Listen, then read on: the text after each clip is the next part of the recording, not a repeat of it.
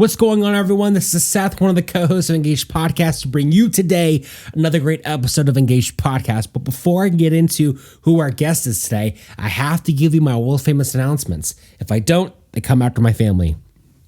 If you are listening for the very first time, I want to say welcome. Second of all, you are in for a great episode today, and if you hit that subscribe button, whether you're listening on Apple Podcast, Spotify, Google Podcast, Podcast Addict, Amazon Music, wherever, if you hit that subscribe button, you're doing yourself a huge favor, because every Thursday when we come out with a new episode of Engaged Podcast, you, the listener, are going to get first access to that episode every Thursday morning. Boom! It's going to be on your phone waiting for you to listen. You don't have to look us up. You won't have to type our name in. You won't have to do all that. It's going to be right there on your phone waiting for you. It's a win-win for you. It's a win-win for you. It's awesome. Also, if you haven't checked it out yet, go ahead and go to our YouTube page. The link for that's down in the show notes. There you can find all kinds of amazing content for you. If you are someone who like books, guess what? We have you covered. We have book review videos. We have leadership videos. We have music review videos. We have our live stream services every Sunday at 11 o'clock. We have all kinds of cool content, including this podcast. If you are someone who you are a visual person, you want to see the guests, you want to see the guests interacting with me and Pastor Anthony, then our YouTube channel is the perfect place for you to do that, because today's podcast will be the visual part will be put on there as well. So you can actually get a different experience listening to this podcast on our YouTube channel. So no matter what, whether you're listening on here or you're listening on YouTube, go ahead and subscribe. That way you can get content every time we come out with it. It's a win-win for you. Also, if you were a fan of our outside services last year, guess what? We're back. Back by popular demand. We are back outside at Faith Presbyterian Church for the course of the summer. So many people loved it. So many people asked for it, and we delivered. So if you haven't had a chance yet, you got to check out Faith Presbyterian Church's outside services every Sunday at 11 a.m. Trust me, you will not be disappointed. They're so much fun. With that all being said, now that I've gotten that out of the way, now that I've met my quota, now we can get into who the guest is. Our guest today, I've known her for close to almost 12 years. She is the wife of my brother-in-law's best friend. So, needless to say, I didn't know her personally, but I do know of her. Her name is Jacqueline Cooper. She lives here in Wampum, PA. So if you know the Pennsylvania area, Wampum is pretty much Newcastle. But she is a realtor currently working for the Keller Williams realtoring service. And when I tell you, this woman is great at her job, she's the best. When I think of a successful realtor, I think of this woman. And the reason why we're having her on our podcast is not just because she's good at what she does, but because she just goes above and beyond, and she crushes it at her job. And so we had the pleasure of having her on our podcast. And today we talk about so many practical things. It's unbelievable. We talk about time management. We talk about overcoming obstacles. We talk about how to make big decisions and how to make big choices. There are so many things we talk about here that is just golden. So you guys are in for a great episode of Engaged Podcast. So give it up for our friend, Jacqueline Cooper.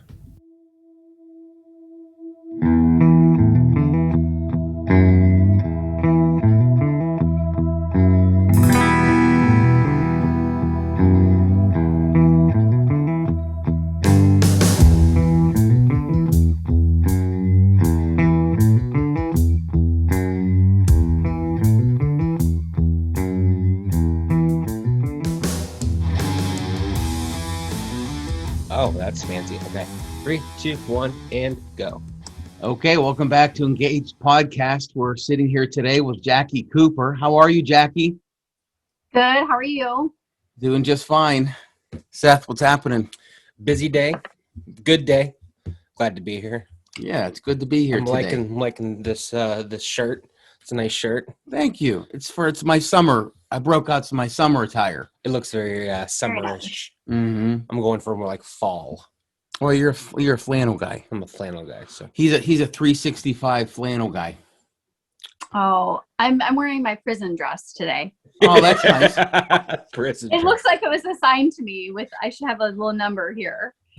But Now, is that an official garment? Like, were you in prison?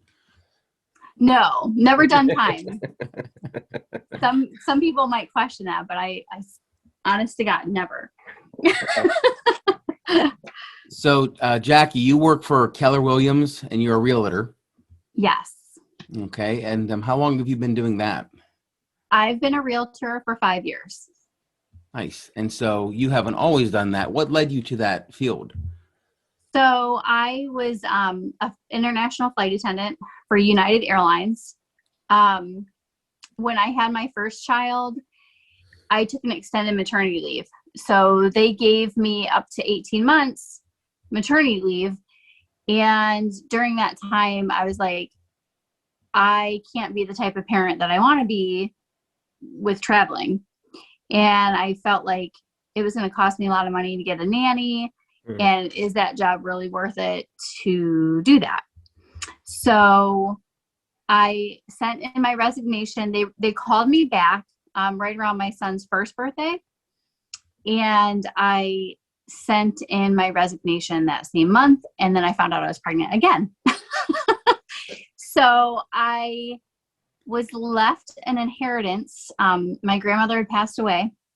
She left me an inheritance, which was really surprising to me because I have legitimately 50 cousins, and we all got a chunk of change, and all of her children did too. I was like, geez, who knew?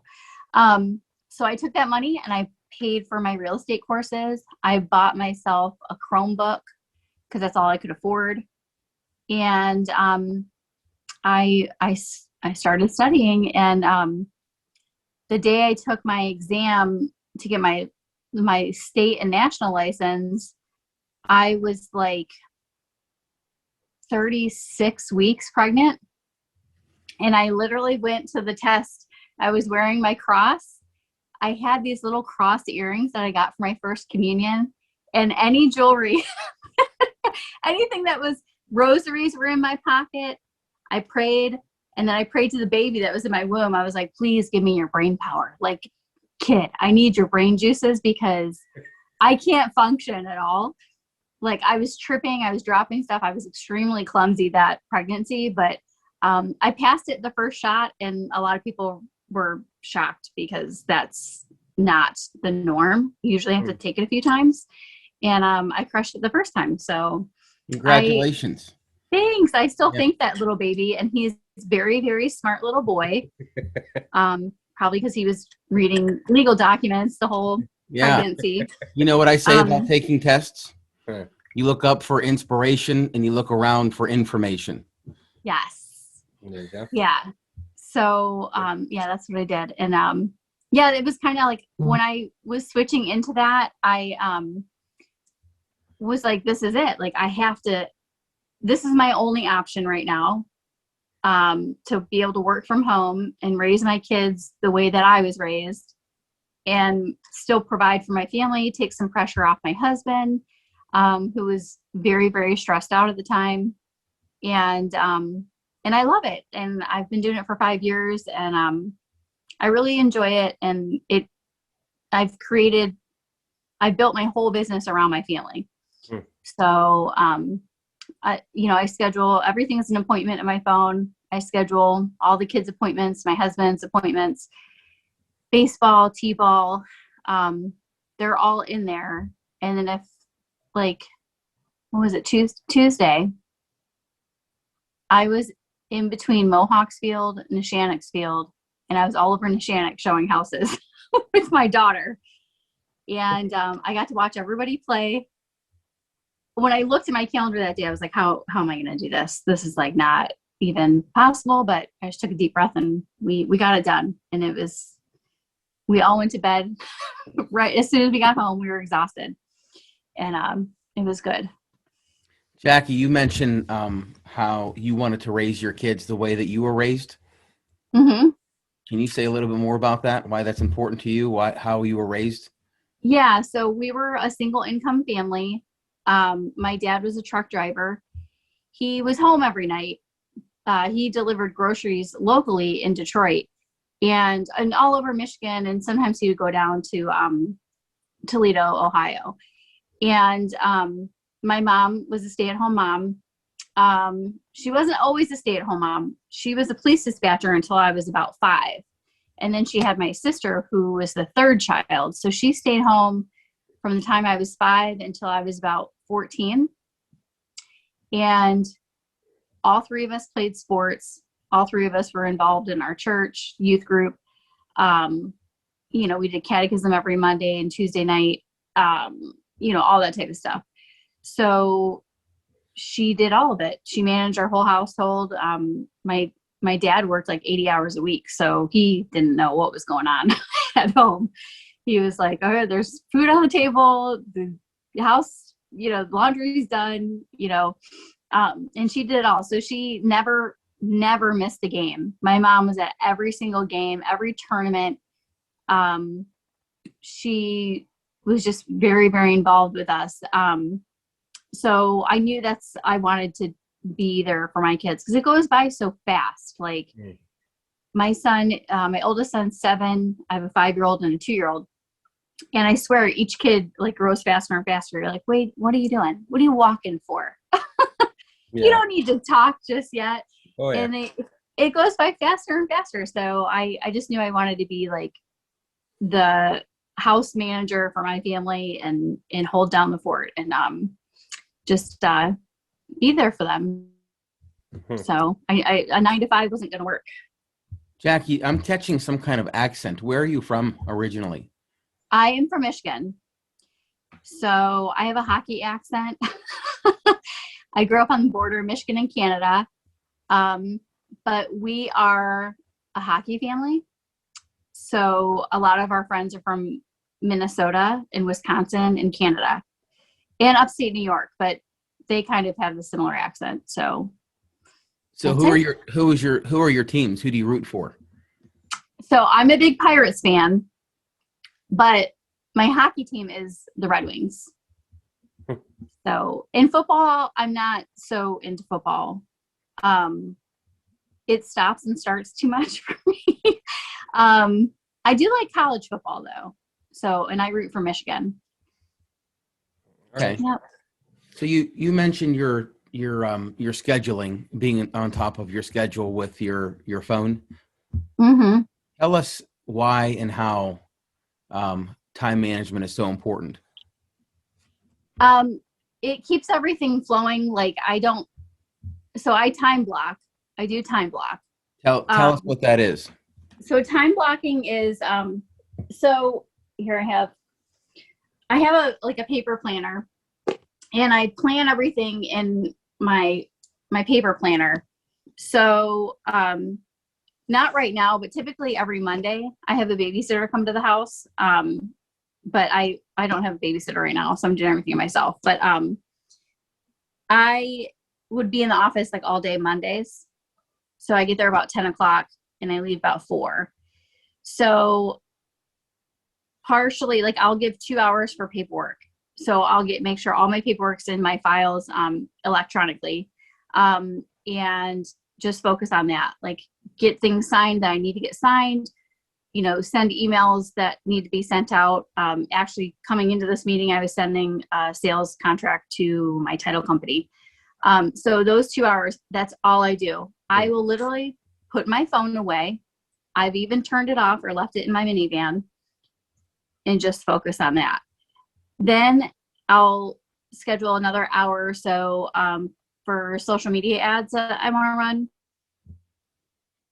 Do that just for the hour. If I don't finish, I don't finish. Sometimes that'll teach me a lesson for like the next week. Like, okay, it was going to take me an hour and a half to finish that one Facebook ad. So like, let's do 90 minutes this week to make sure I finish that.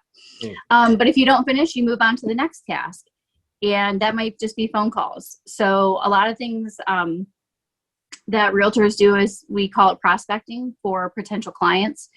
A lot of my prospecting is just within my sphere of people. So family, friends, and past clients. And I like to check in on my past clients, especially with today's market.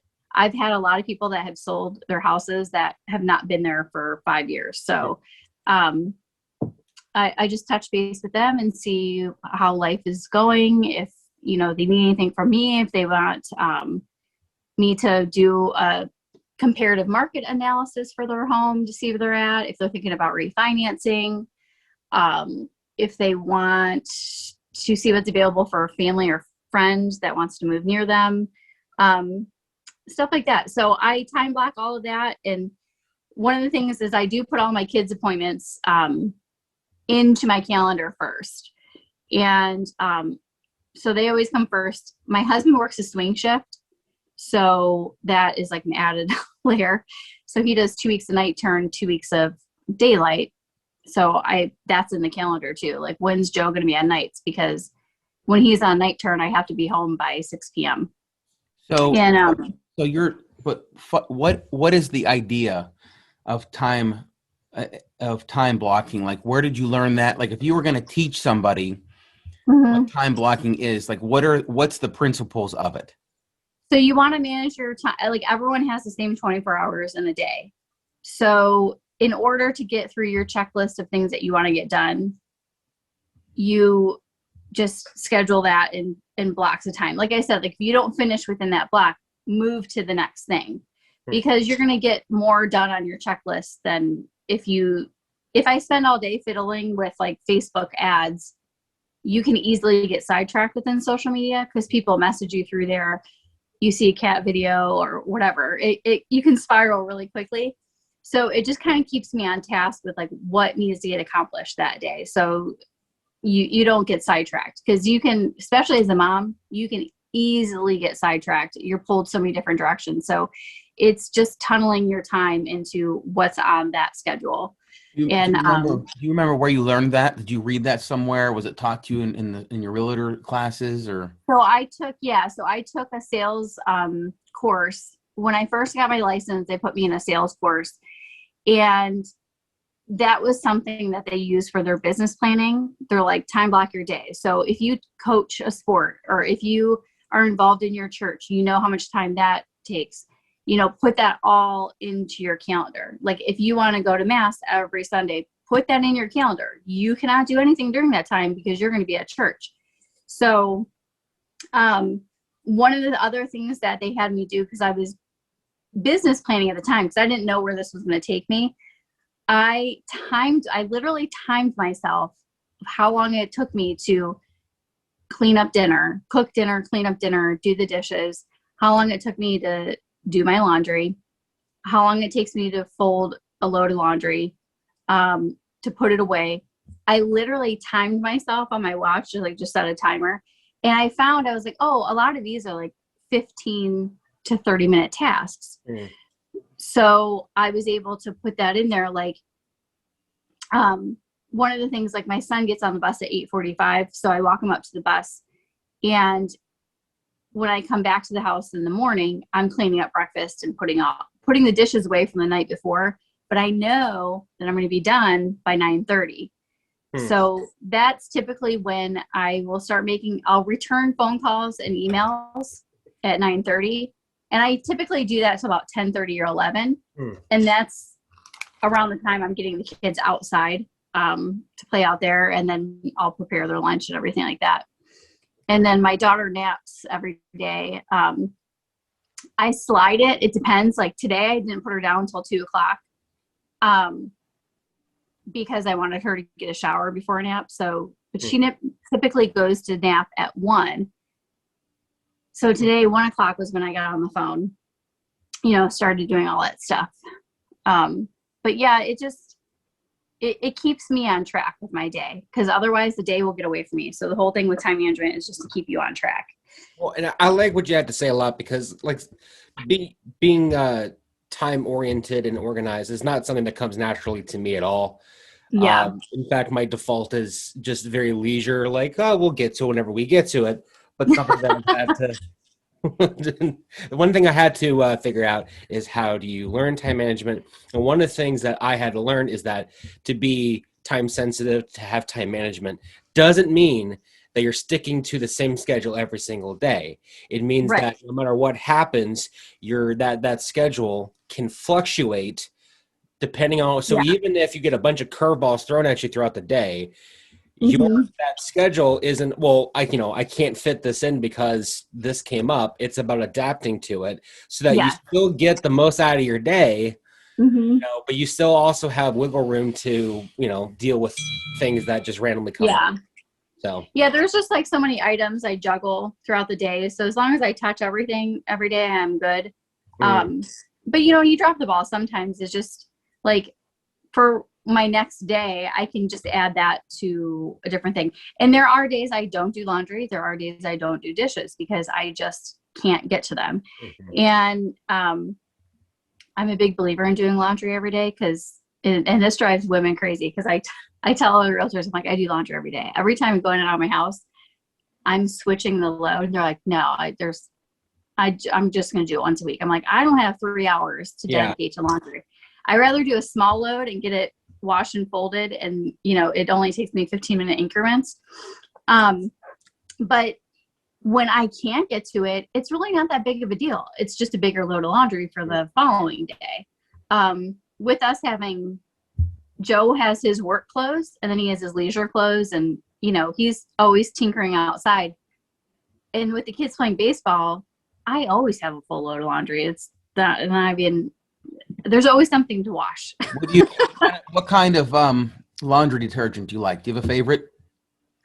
Kirkland's, Costco's Free and Clear. I have a skin, Joe and my middle son is a duplicate of my husband, like carbon copy. They're the same exact person. So I'm raising my husband. They have super sensitive skin, so no fragrances in my house at all. Everything's free and clear. So that's what I use, and it's the most cost effective. And when you were describing your husband's outside wear and your kids playing baseball, I'm like, your life literally is like one of those laundry commercials. it is the kids for sure sliding through the grass. Yeah, and on your way out of the house when you're dressed up, like it shows you cranking the washer and then heading out the door. Yeah, like it they is. should. Costco, call me. Call you. I love it. Well, I also buy in bulk the wash and spray, the spray and wash, the stain remover, and I had to start buying in bulk because I'm like, I run out of this stuff all the time. Yeah. And I mainly use it on the 5-year-old and the 2-year-old's clothing because the 2-year-old loves makeup and she's always playing in makeup, so she's always covered in glitter. So I'm spraying her clothes all the time. But my husband's just as bad. He's a very messy kid. Before we get off of the we're gonna leave the subject of time management, but I don't remember who said this, but I think it might be Ben Franklin. Anyway, I'm sure there's some fact checker out there watching this video. But either you run the day or the day runs you. Exactly. So, and that's actually one of the sales coaches had used that. Like, don't let the day get away from you. So, so with being a realtor, you're dealing with people who are buying houses, which is a very big decision. It's a big step in someone's life. Yeah. How has being a realtor helped you to understand how people make big life decisions like that? And more importantly, how has that knowledge helped you with you making big life choices? So being a realtor, like you're involved in like a very intimate scenario with your buyers and your sellers. Not every situation is for a happy reason. But so it makes me listen a lot better to like why they're buying the house or why they're selling the house. There's just a lot of sensitive topics, like when you're selling an estate. So when that family contacts me to sell that house, they just had a death in the family. They just cleared out the estate of their mother or the house that they grew up in as a kid. So it's a very emotional process, but usually they've been dealing with it for a few months.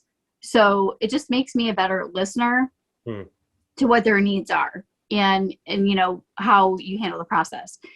And when like a first time home buyer is buying a house, like you really get to know what led them to that. Like, oh, I went to nursing school, I just graduated nursing school, I've been a nurse for 3 years.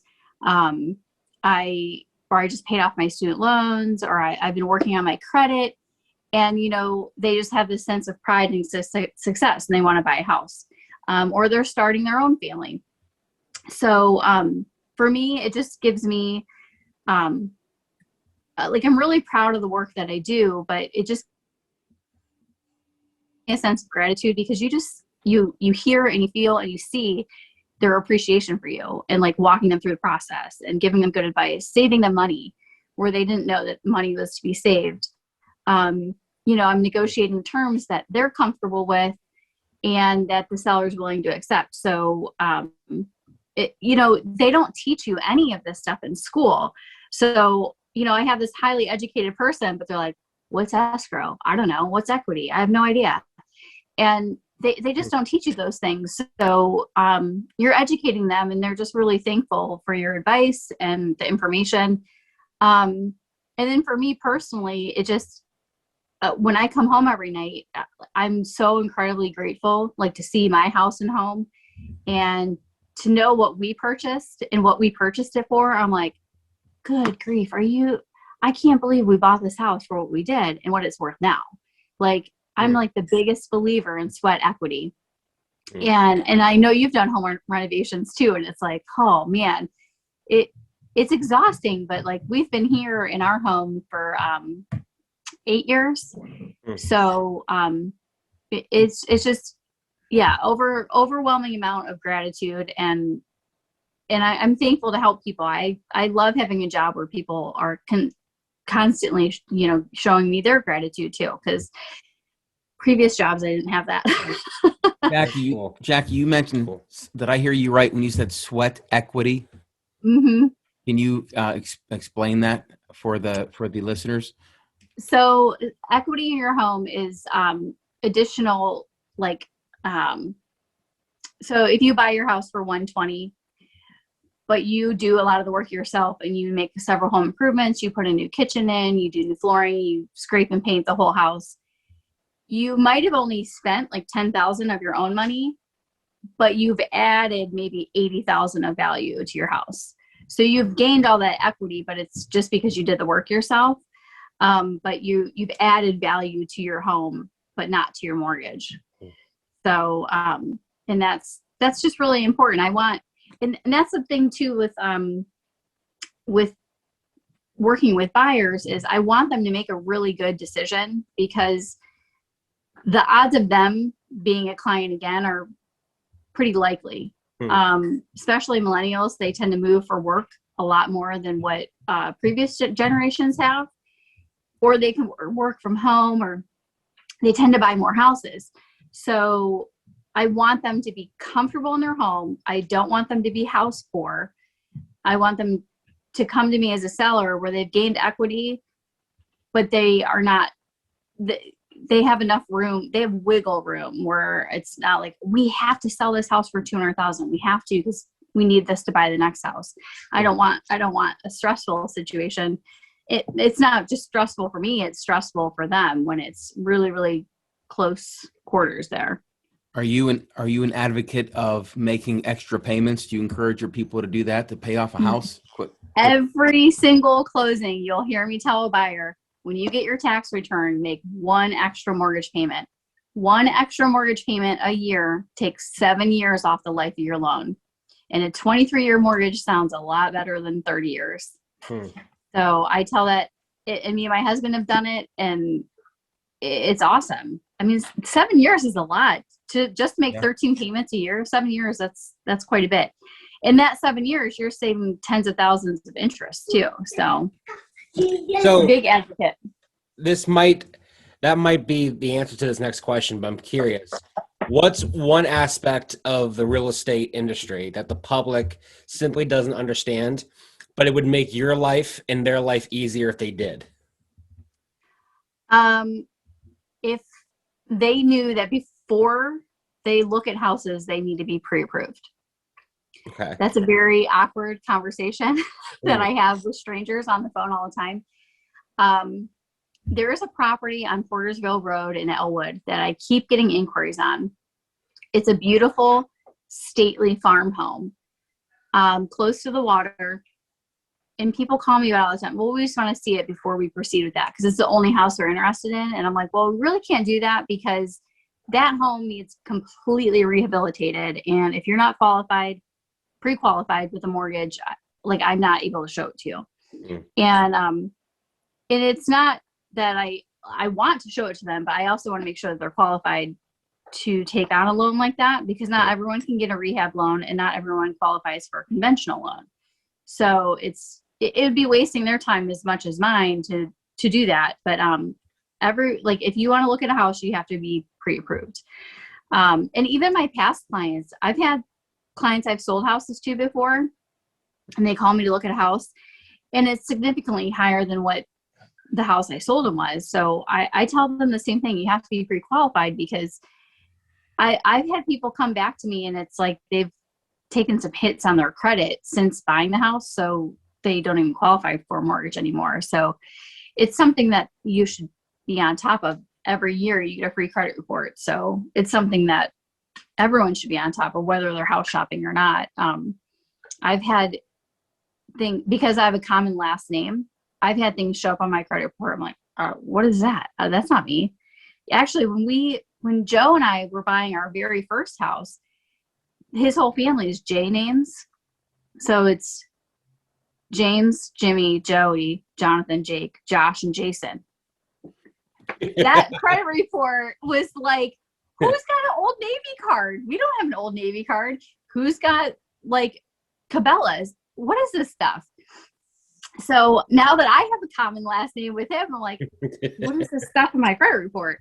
So that's something that I'm a big advocate for, whether you're buying or selling, just always keep on track of your personal finances. And, but yeah, if you want to see a house, you have to be pre-approved. That's just the rules. Earlier, you had mentioned prospecting. Yes. What's the number one rule for that? What's the best practice for that? Consistency is huge. I have a customer resource management software that I use. All my contacts go in there. They say like 7 touches is what you should focus on. So I've had people contact me, even just complete strangers from Zillow or Realtor.com.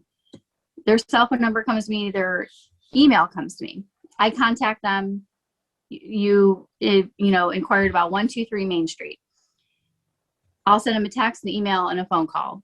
The email and text is going to keep coming to them until they tell me to stop. I've had people contact me months and months later. I contacted you about 123 Main Street, but I actually wasn't pre-approved. Now I am pre-approved. I'm really serious about buying.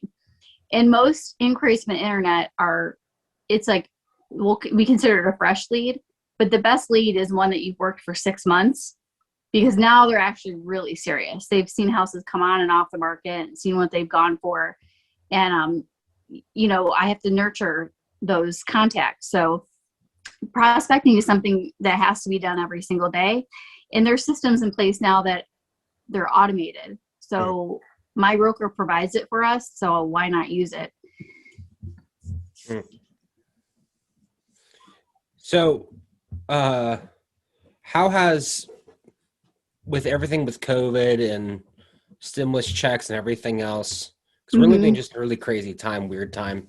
How has all of that affected you as a realtor? Like, has that helped your business? Has it hurt it? Yeah, it's, it hasn't hurt it. It's helped it. It's just, there was a lot of frustrations in the very beginning because they kept changing the rules on us.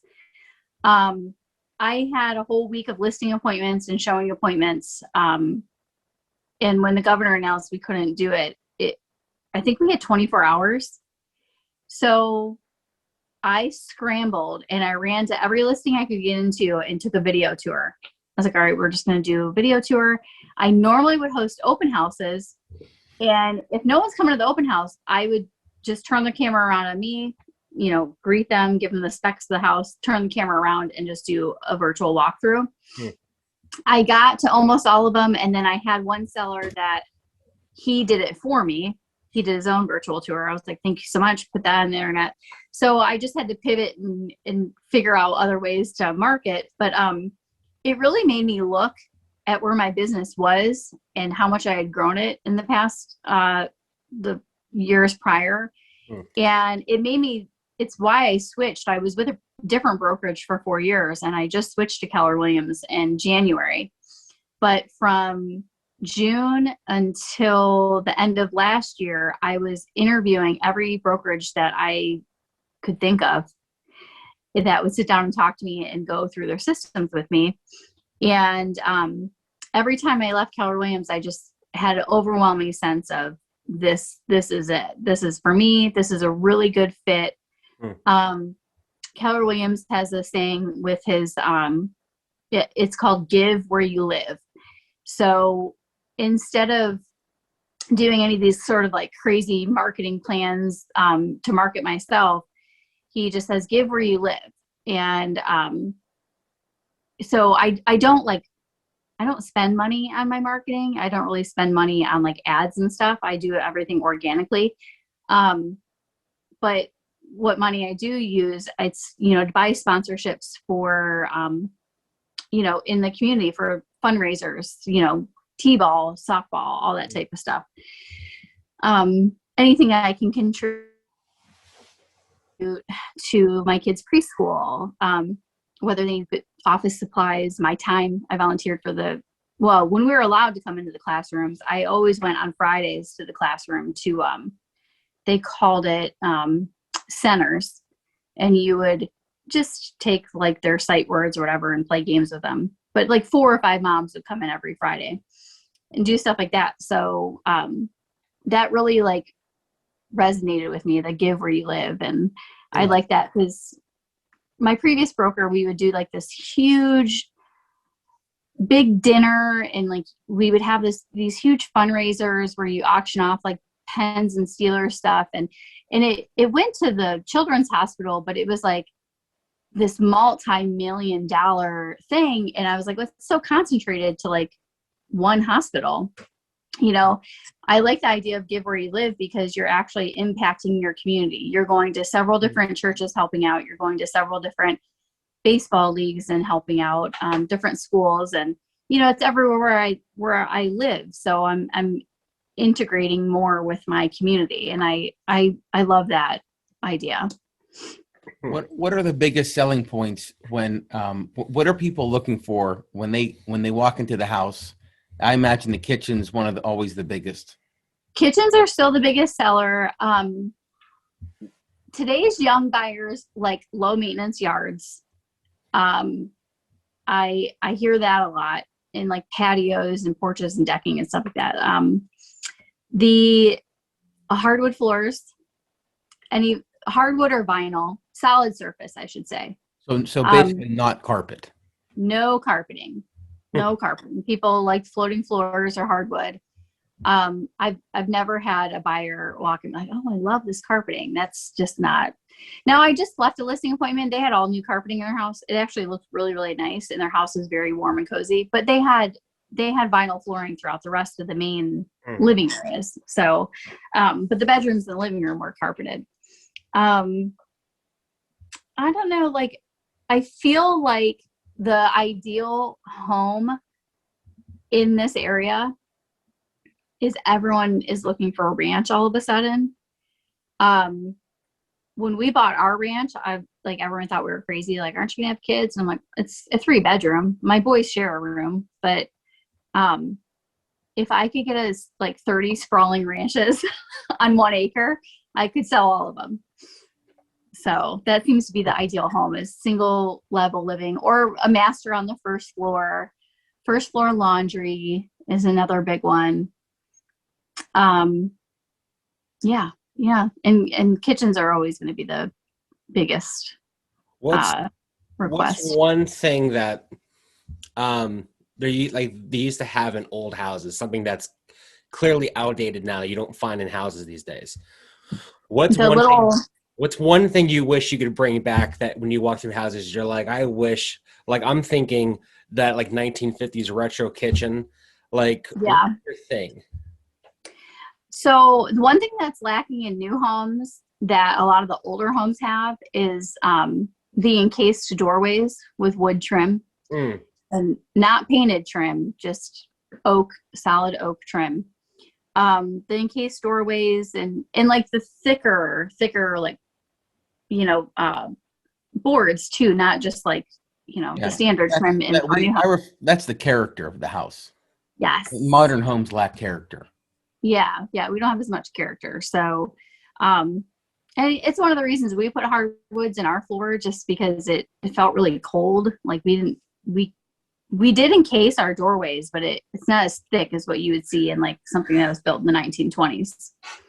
So what cracks me up is that like me and my wife talk about this all the time. Like 6 or 7 years ago, I would go to someone's house and I wouldn't even notice if there was trim along the floor at all. I wouldn't even know what color their doors were.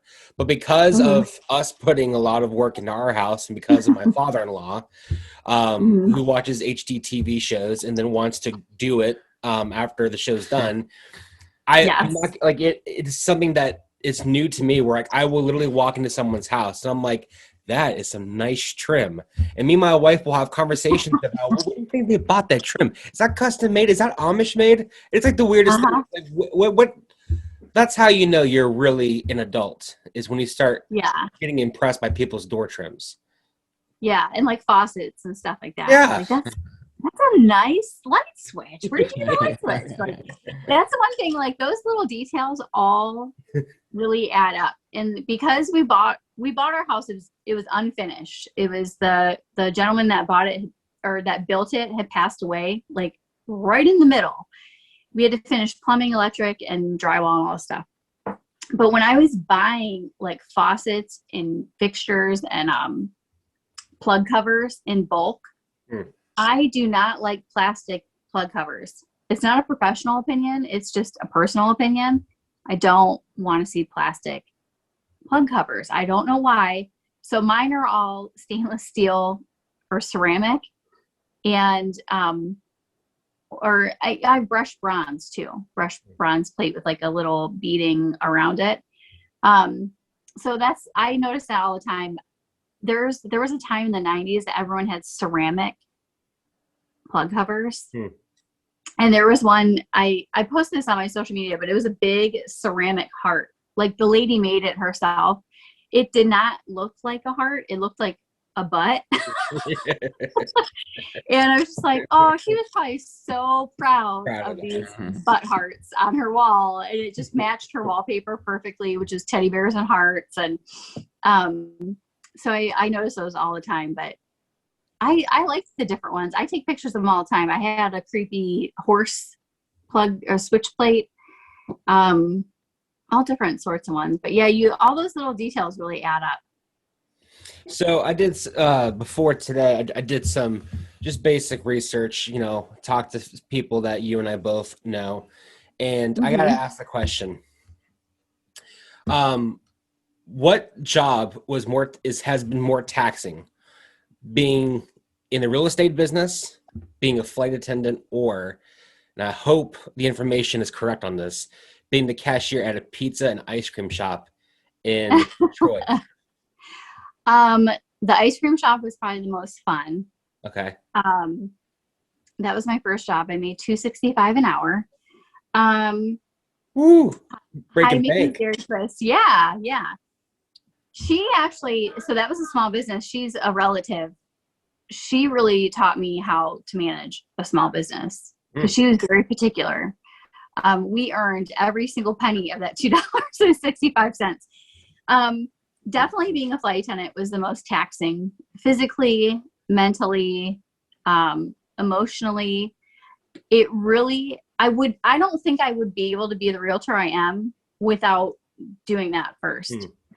To have people literally spitting, screaming at you, you know, cursing you out because there's a thunderstorm and we're delayed because the ground crew can't work.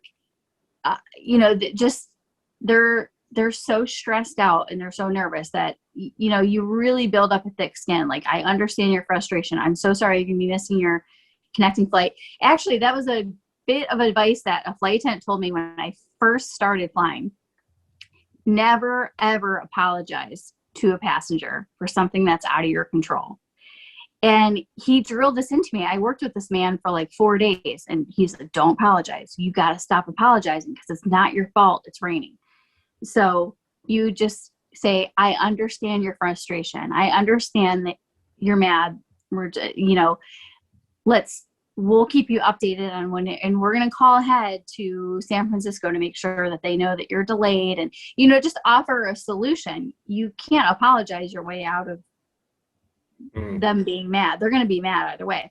And I just found a lot of times that they just want you to listen. They just want someone to hear their frustration, and they want you to understand that they're frustrated. So I use the same thing with real estate, because it's, some people, they don't like the pressure. It's a stressful situation, and they just want you to listen. And even like when I'm running late, I can be like, oh, I'm so sorry I'm late. I had to change my daughter's diaper. I do this and stuff. As soon as I walk up, I say, thank you for your patience. I had to change my daughter's diaper, and that's why I'm 5 minutes late. That goes over so much better when I thank them for their patience instead of saying, I'm so sorry I'm late. Because the odds of me being late again are pretty good. So it's like, you can't help it. Things come up and you just, you know, but most people are patient. And then when I'm waiting for people, it's kind of like a bonus to me. Like, if they're late, I'm on time, and they're late. Like, just yesterday, I showed up to an appointment and they didn't show up for like 20 minutes. I was like, oh, it was kind of nice, because I was like, that's a bonus, like 20 minutes. And I just like was looking at TikTok and watching stupid dog videos on TikTok. Oh, TikTok's So, TikTok's the worst with being distracted. It's oh, that 20 minutes felt like 2 minutes. Yeah. I was like, oh gosh, I didn't realize they were 20 minutes late because I was on TikTok watching other people's pets. Yeah. Jackie, we want to be mindful of time. We have a few more questions for you, okay? Okay. Sounds good. You haven't told us what you've done to unwind. Like, what do you do for fun? So we just put in a big garden. So I have a big vegetable garden. I actually am going to have to move outside because someone's getting off the bus soon. I have a big vegetable garden, so we take care of that. I have about 9 hanging baskets on my porch. So I like to sit out there and just decompress after the kids go to bed. I get on TikTok. We like to watch movies, me and my husband. He has a running joke with Seth's brother-in-law to recommend really horrible movies. And so sometimes we get stuck in watching really bad movies that John recommends to us, but we don't care. We've got him back a couple of times. I don't know, like I definitely am into, like, I'm a big advocate for like moms. I get a lot of moms that like in groups on Facebook and stuff, like, I'm so frustrated with my kids, I don't know what to do. And it's like, I'm like, go get a bath, go put them to bed. It's their bedtime. They need to go to bed, and get a bath, turn your favorite show on. You know, you need to like really take care of yourself. So the self-care is really important to me. And I encourage other moms to do that too. That's good. Now, before your little one gets off the bus, we'll wrap up here. But I wanted to know this last question here. So, if you had a chance to meet your younger self, maybe you're at 10 years old, what advice would you give yourself? My 10-year-old self, I would tell them that you do not need to go to college to be successful. It's not a waste of time. It's just not required. Mm-hmm. Yeah, and that everyone has their own timeline. You don't have to go to college when you're 17. You don't have to pick your major when you're 17. You don't have to be married by the time you're 30. Like everyone has a different timeline. So don't compare yourself to others. That's really good advice. How, for those listening, how do they contact you? They can text me or call me. My cell phone number is 724-581-1669, and they can find me on Facebook as well. And you're with Keller Williams. Keller Williams and Beaver. Yep. Excellent. Hey, thanks so much. Thank you. It was nice talking to you guys. Absolutely. It's nice to meet you, and I'm sure everyone will be blessed by hearing this.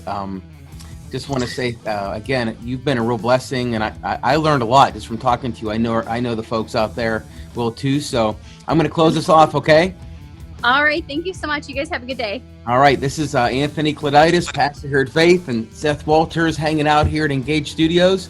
We hope that this has blessed you, and if you like what you hear and want to hear more of it, subscribe, and hit that little bell, and you'll get more from Engaged Podcasts. We'll see you next time. Peace. All right. Bye.